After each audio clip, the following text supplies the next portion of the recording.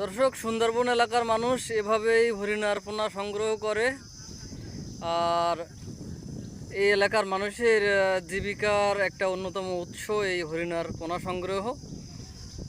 অনেকে নিজেদের ঘেরেও এই হরিণার পোনা ছেড়ে থাকে, তাতে করে তাদের কিছু অর্থ সাশ্রয় হয়।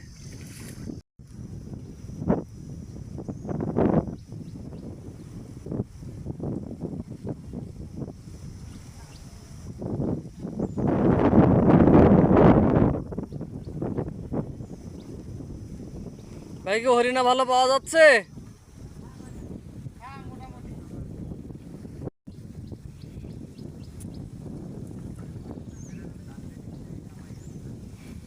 সুন্দরবনের খুব কাছেই এটাকে বলা হয় কয়রা নদী।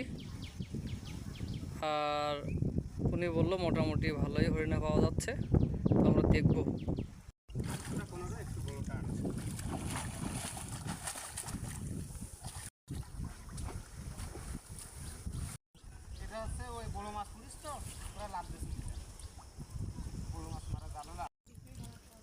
দর্শক, এখানে কিছু বড় সাইজের এবং কিছু জিরো হরিণা তিনি পেয়েছেন। দুইটা দুই রকম দামে বিক্রি করতে পারেন। খালি চোখে দেখা যায় না, কম দেখা যায়।